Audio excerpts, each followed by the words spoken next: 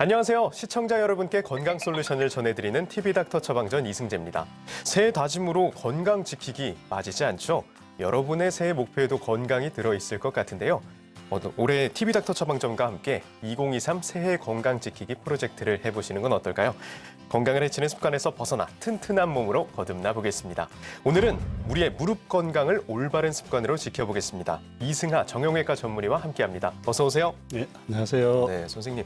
무릎이 일단 건강해야 잘 걸을 수 있잖아요. 그렇게만 예. 생각해도 굉장히 중요한 관절이긴 한데 먼저 무릎 관절 우리가 왜 지켜야 하고 우리 몸에서 왜 중요한지부터 말씀해 주시죠. 예. 무릎 관절은 이 대퇴골, 정강이뼈, 무릎뼈로 이루어진 우리 인체 내의 최대 관절로서 굽히고 펴는 운동을 주로 하는 복합 관절입니다.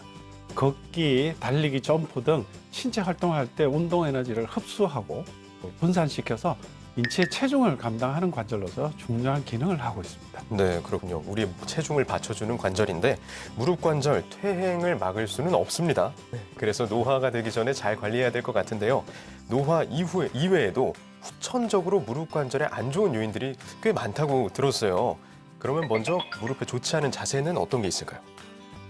이번 무릎 건강 챙기기 위해서는 우리 일상에서의 올바르지 못한 습관들을 바꿔보는 시간이니 네. 잘 들어보시고 나에게 해당하는 습관이라면 이번 기회에 바꿔보시기를 바랍니다. 네. 먼저 가벼운 손상으로 인대가 늘어나거나 관절 연골에 작은 손상이 오래되거나 관절 연골에 피로가 누적되어서 무릎 관절에 문제가 발생할 수 있는데요.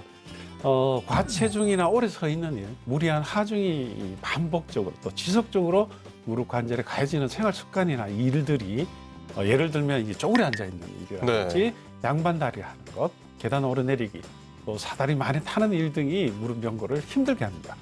그리고 순발력을 요구하는 라켓 운동 같은 테니스, 배드민턴, 탁구라든지 스쿼시 같은 운동들도 이 무릎의 순간 압력이 높아지는 동작들이 많기 때문에 연골이나 반월 연골 손상이 흔하게 일어날 수 있어서 주의해야 됩니다. 네, 그렇군요. 정말로 일상에서도 그렇고 우리가 즐겨하는 운동 중에서도 무릎에 안 좋은 영향을 미치는 것들이 꽤 많네요. 또 한국인의 습관 중에 무릎에 안 좋은 것들이 있다고 하는데 우리가 좌식 문화권이잖아요. 예. 그런데 이 양반다리가 무릎엔 좀 악영향을 미친다면서요. 예. 쪼그려 앉으면 우리 관절 내 압력이 평소보다 6에서 8배 정도 증가된다고 합니다. 그래서 초기는 압력이 증가하다가 접촉면이 증가하면서 이제 압력이 분산되긴 하지만 무릎을 펴는 동작에서 또 다시 관절의 압력이 늘어나고 접촉면이 감소하게 됩니다. 그래서 굽히고 앉아 있을 때는 통증이 없다가 일어서려고 할 때 무릎이 펼 때 그때 통증이 생기면서 빨리 펴지를 못하고 아이고 다리야 하는 소리가 나오게 되죠. 네. 이 접촉면이 작은 면적에서 높은 압력이 지속되게 되면 이 관절 연골이 정상으로 회복되지 못하고 손상되게 됩니다. 문제는 이 관절 연골은 이 초자 연골이라는 걸로 돼 있어서 한번 손상되게 되면 재생이 되지 않기 때문에 필연적으로 이 관절염으로 진행하게 됩니다. 결국 인공관절 수술을 받아야 되기 때문에 문제가 되는 겁니다. 그렇군요. 그러면 더 관리를 잘 해야 될 것 같은데요. 저도 항상 다리를 꼬지 말아야지 이렇게 생각을 했다가도 조금 다른 생각을 하면 어느새 꼬고 있더라고요. 근데 만약에 이렇게 꼬았다면 어떻게 좀 무릎을 풀어줄 수 있을까요? 네. 이 연골은 압력을 받으면 이 쿠션 역할을 하면서 눌리게 되고 수분이 빠져나가게 됩니다. 그러나 이 압력이 사라지게 되시면 이제 다시 수분이 들어와서 정상적으로 회복되고 펴지게 되는데요. 이렇게 회복될 수 있는 충분한 휴식 시간을 가져야 됩니다. 주말에 등산을 무리하고 나서 무릎이 뻐근해지게 될 때 이때는 이제 연골이 좀 눌린 상태죠. 이 젊을 때는 하루 이틀 쉬게 되면 다시 원상으로 회복되지만 나이가 들게 되면 회복 시간이 좀 더 많이 소요돼 가지고 좀 더 길게 쉬어야 합니다. 그리고 무릎을 굽혀 있는 시간을 길지 않게 자주 스트레칭하면서 풀어주고 자세를 변경하는 게 좋겠습니다. 이 계단은 되도록 오르내리기를 피하는 게 좋은데 특히 내려가는 게 안 좋습니다. 그래서 등산을 할 때도 내려갈 때 천천히 좀 조심해서 내려가야 되고 이런 게 이제 평소에 무릎 주위에 근력을 강화시켜주면 네. 무릎 관절에 가해지는 하중이 줄어들 수 있다 해서 이 무릎 관절 주변에 근력을 굉장히 강화시켜주는 운동들이 권유되고 있고요. 그리고 무릎 주변의 운동을 할 때 고관절의 운동을 같이 해서 고관절 근력도 같이 키워주게 되면 훨씬 효과적이라는 보고가 있어요. 그래서 운동을 하실 때는 꼭 고관절 운동과 같이 운동을 해주시기를 바랍니다. 무릎 건강과 관련된 사연이 도착했습니다. 선생님께서 사연 잘 들어주시고요. 그에 맞는 처방 내려주시면 됩니다. 네, 사연 들려드릴게요. 안녕하세요. 남편 대신 사연을 보내봐요. 제 남편은 운동을 참 좋아합니다. 배드민턴, 탁구, 테니스, 마라톤까지 정말 안 하는 운동이 없는데요. 무릎을 무리하게 쓴 탓인지 제법 젊은 나이였던 40대에 이미 무릎 연골 수술을 받았습니다. 그리고 지금 한 3년 정도 지났는데 아이고 이놈의 운동병이 또 도졌네요. 무릎 튼튼하게 하겠다고 아침마다 새벽에 뒷산에 오릅니다. 버스로 3, 40분 걸리는 출퇴근길은 걸어 다니고요. 세상 걱정이 되더라고요. 걷기 운동도 심하게 하면 무릎에 안 좋다고 하는데 무릎 수술까지 한 사람이 매일 10,000보 넘게 걸으려고 합니다. 우리 남편의 무릎 괜찮을까요? 라고 사연을 보내주셨습니다. 뭐든지 무리하면 일단 좋을 것 같지는 않습니다만 그래도 운동, 걷기 운동 이런 건 무릎에 괜찮지 않나요? 어떻습니까? 여러분도 알고 계시다시피 운동은 관절에 좋습니다. 근데 우리가 여기서 질문을 좀 바꿔서 해야 되고 네, 어떻게 해야 될까요? 어떠냐면 무슨 운동이 좋으냐라는 질문보다는 네. 어떻게 하느냐라는 게 더 중요한 네. 겁니다. 그래서 본인의 체질이라든지 체격, 주변 환경 그리고 자기의 선호도에 따라서 맞춤형 운동 방법을 찾아야 하는 것입니다. 그래서 걷기 운동이 좋다고 하루 종일 걷게 되게 되면 무릎 관절이 오히려 더 망가지게 되겠죠. 그러면 어느 정도 걸어야 하는 거냐 라는 건데요. 이 개인의 신체적인 조건이라든지 상황이 다 다르기 때문에 일방적으로 몇 킬로, 몇 시간 이렇게 정하기가 상당히 어렵습니다. 네. 그래서 개인의 보폭을 기준으로 해서 이제 정해진 경우도 있는데요.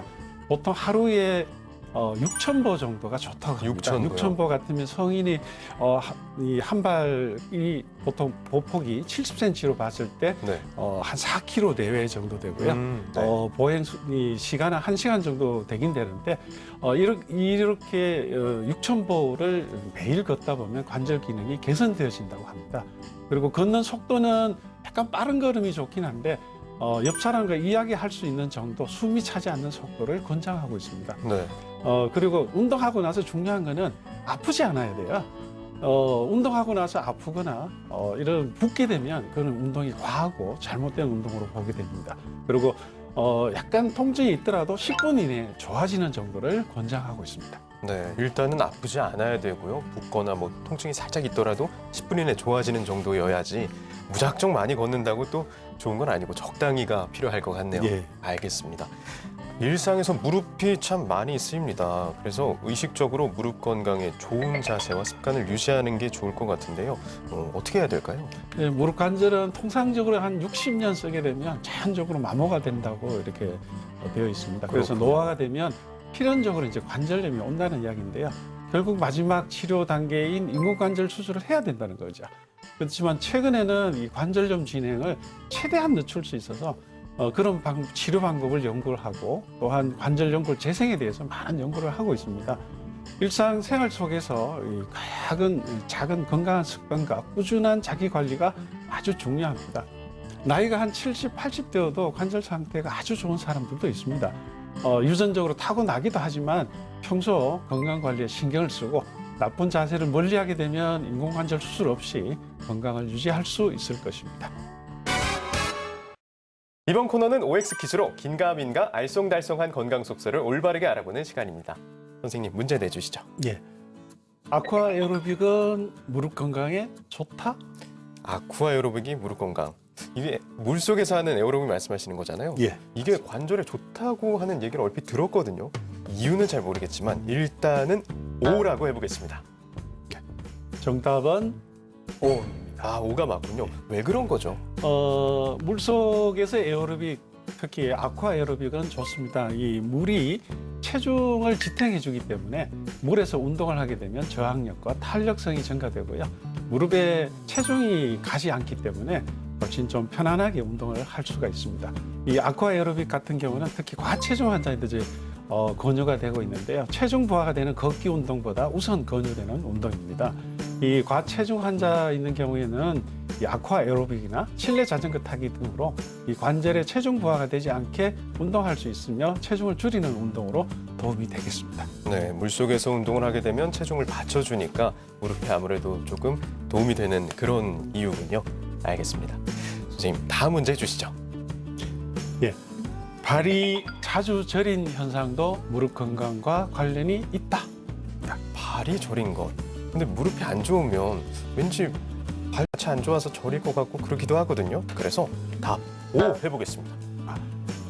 정답은 X입니다. 아, X예요? 예. 그러면 저린 것과 무릎 건강은 뭐 직접적인 연관은 없나 봐요. 예, 무릎 관절의 이상과 발저림 현상은 관련이 없습니다. 이 절이라는 증상 자체는 통상 이제 신경 증상으로 분류되어 있거든요. 네. 그래서 순환 계통 문제나 신경염이 관련돼서 나타나는 증상입니다. 이 당뇨병이라든지 이런 게 장기간 있어서 말초 신경염으로 된다든지 허리의 신경 압박 증상으로 인해서 가지 방사통이 있을 경우에는 발생할 수 있겠습니다만은 이 무릎 관절하고는 거의 무관합니다.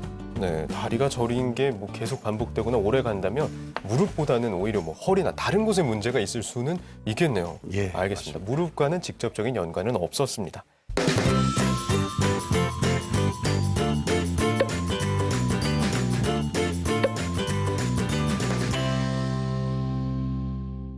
TV닥터 처방전 벌써 마칠 시간이 됐습니다.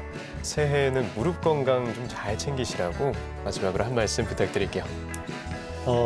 관절의 문제는 여러 요인들이 있으며 그중에서 비만, 근력 약화, 과도한 육체적인 활동 및 활동성 저하 등은 우리 개인적 노력으로 개선될 수 있는 요인들입니다.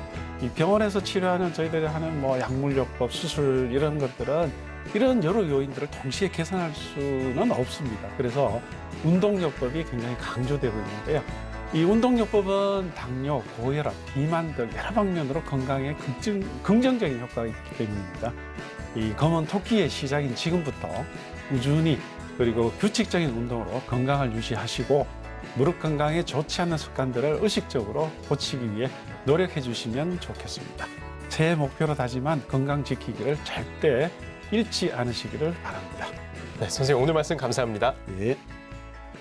다음 주에도 유익한 주제로 돌아오겠습니다. 대한민국 모두가 건강해지는 그날까지 TV닥터 처방전 다음 주에 만나요.